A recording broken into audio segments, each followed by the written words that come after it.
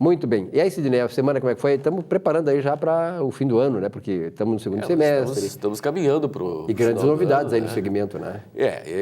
Veja bem que esse ano foi um ano complicado. Para toda a economia, evidentemente, para o mercado imobiliário sobremaneira, porque é um dos primeiros, segmentos que sentem a crise, né? Além de fazer um lobby muito fraco em relação, por exemplo, ao lobby das montadoras, né? Que tudo pode, que tiram o IPI, que tem um incentivo. E o incentivo que se teve no mercado imobiliário nos últimos anos foi o Minha Casa Minha Vida, né? Que, por falar nisso, está comprometido essas obras pela falta de qualidade dos materiais empregados e pelas localizações, né, Silvio? Nós temos aí os terrenos mais acessíveis fora ou nas periferias das cidades. Não é só Porto Alegre, é em todas as cidades. E o terreno mais acessível permite uma construção popular. Tá?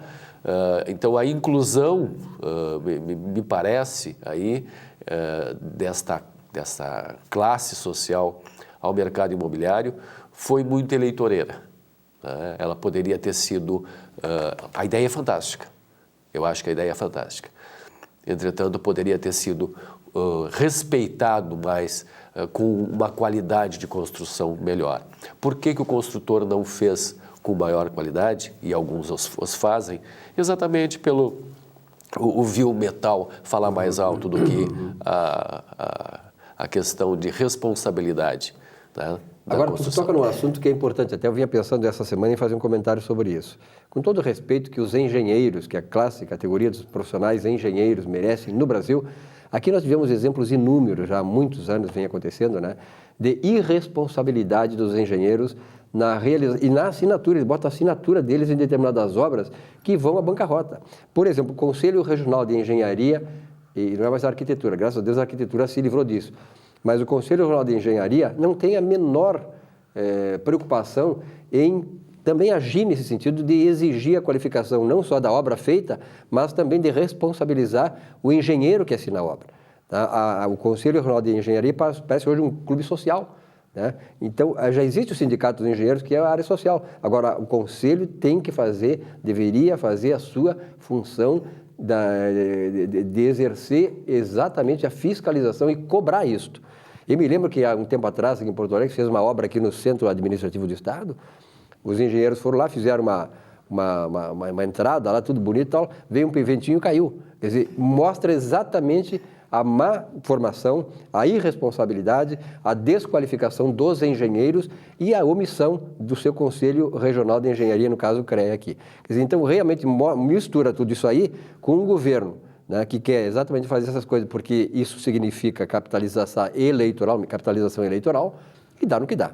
Isso me faz pensar em um empreendimento grande que nós temos lá em São Leopoldo, onde os novos moradores eles se depararam com situações de não haver fios dentro da tubulação elétrica.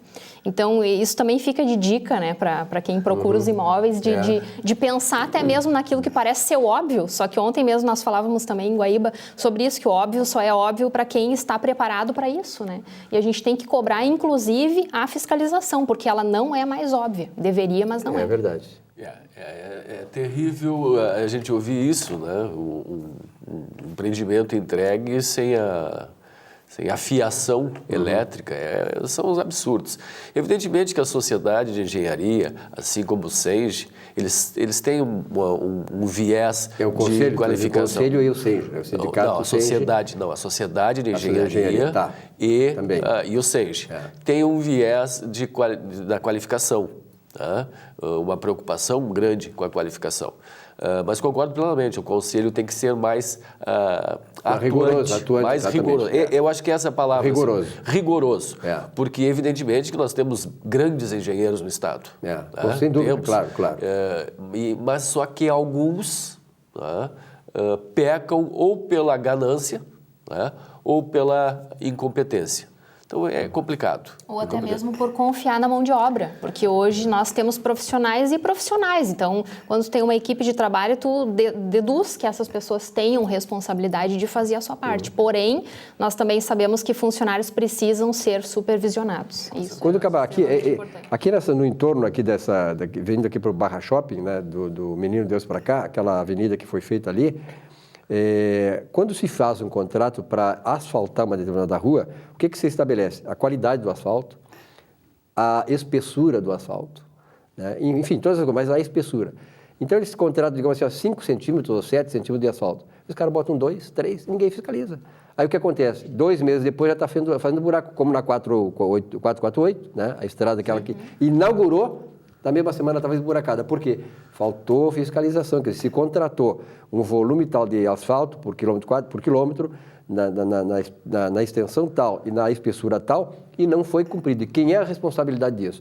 Aí depois as empresas ficam mamando eternamente no governo, nós com estradas mal feitas, trazendo problema de acidentes, e o Estado, que já está sem recursos, o Estado cada vez mais se perdendo em recursos que não precisavam ser consumidos dessa maneira. E por isso que falta na educação, falta na segurança, falta em tudo. Entrega vende, mas entrega outro produto. Exatamente. Né? E depois fica o famoso deixa que eu deixo, né? Deixa que eu deixo, porque ninguém lhe faz. Aí ninguém assume a responsabilidade. Ninguém assume responsabilidade nenhuma. Né? E o reflexo disso tudo aí, que a gente está vendo no mercado imobiliário, é uma queda de valores, né? Que é aquela acomodação que nós já falávamos anteriormente. Os imóveis estiveram no seu ápice, né? O valor máximo possível, e agora eles estão se acomodando, porque a demanda está reprimida, né? Pelos sustos diversos, a alta de juro, o percentual do crédito imobiliário que baixou, a própria economia, né? Então está reprimido. Estando reprimido, os imóveis estão com uma tendência de se acomodarem um pouco mais.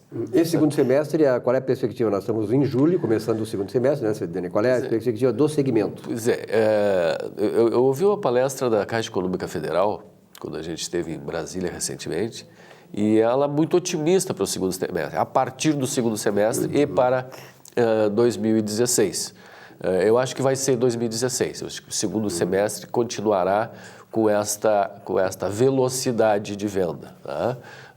Mas a gente já vê, assim como a gente vê em automóveis, a gente já vê algumas promoções de empresas aceitando os outros ativos. Tá? O imóvel usado, assim como o automóvel, passam a ser moedas correntes no mercado imobiliário. Isso, de certa forma, é bom. Isso, de certa forma, é bom porque vai exercitar aí a capacitação dos corretores de imóveis de criar situações positivas para o efetivo fechamento do negócio. Mas, por outro lado, ele vai ficar sem a moeda circulante. Mas, contudo, eu ainda acho que o mercado imobiliário ele está com dificuldade é a economia, não é o mercado imobiliário. Né? Então, no momento que a gente conseguir afastar algumas coisas do mercado, ele volta a seu voo de cruzeiro. Na verdade, nós falamos na semana passada aqui sobre a questão dos ciclos econômicos, até eu falei sobre isso. E nesta semana foi votado a LDO do ano que vem, aqui no Rio Grande do Sul, e os funcionários pressionaram muito lá na Assembleia, e ficaram muito bravos, estão ameaçando greve, porque não há previsão de reajustamento salarial para o ano que vem. Ora, eu compreendo a situação dos funcionários, eu já fui funcionário público e tal, eu acho que... Mas o setor público tem que também dar o seu exemplo. Por exemplo, a economia, quem é que faz a economia? Quem é que gera a riqueza? A empresa privada. O Estado, salvo raras exceções, ele vive exatamente do produto da riqueza do trabalho feito pela empresa privada. Na empresa privada, no setor privado como um todo, quando há uma crise, o que acontece? Você perde o emprego, os salários não são reajustados quando deveriam. Quer dizer, e só na Constituição do Brasil é que está garantido, assim como está garantido que o salário mínimo não pode deixar o camarada ficar, digamos, órfão de alimentação, educação e tal. E o valor do salário mínimo na Constituição hoje, se fosse ser cumprido, seria de quase R$4.000. Quer dizer, são coisas irreais. Então eu vejo o seguinte, os funcionários públicos não fiquem bravos comigo, mas professor, por exemplo, os professores estão tentando recuperar perdas de renda de 20 anos. Se fosse reajustar o salário do professor hoje, um professor base, dos 20 anos que eles... o salário do professor seria de quase R$20.000. Isso é uma coisa irreal. Então, na verdade, assim como a iniciativa privada, o setor público também tem que se ajustar à economia, aos ciclos econômicos, à situação boa ou a ruim. Na boa vai ter o fruto, na ruim vai ter que se adaptar. E saber o seguinte, perdas definitivas de renda todo mundo teve, o funcionário também tem que ter. Não adianta querer agora reajustar, porque há 30 anos nós ganhávamos isso, hoje não. As coisas mudam, então recuperar, tem que decidir o seguinte, aqui, ó, perdas definitivas de renda todo mundo tem, e eles também têm que ter. E aliás, começando com o judiciário. Não é verdade? Na verdade, eu tenho uma visão um pouquinho diferente, até por estar sempre na iniciativa privada. Talvez fosse positivo para o funcionalismo público fazer parte dos resultados. Ah, com certeza, mas é um avanço que os caras não querem. Quer correr risco, aí, né? Ninguém quer correr risco. Mas fazer parte do resultado, né? A tua produtividade, a iniciativa privada é assim.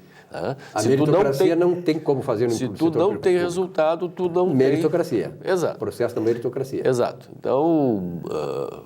por mérito próprio ou de equipe, né, deveria ser por setores, de alguma forma, para contemplar esses resultados, essa reivindicação do funcionalismo público, que é justo. Claro, claro. Mas então vamos fazer assim, vocês vão ganhar à medida que o seu setor, tiver maior resultado, maior rentabilidade para o Estado, para o município, para a nação. Então. Elcídio, um grande abraço, muito obrigado. Muito obrigado. Boa semana. A todos. Um rápido intervalo e já voltamos.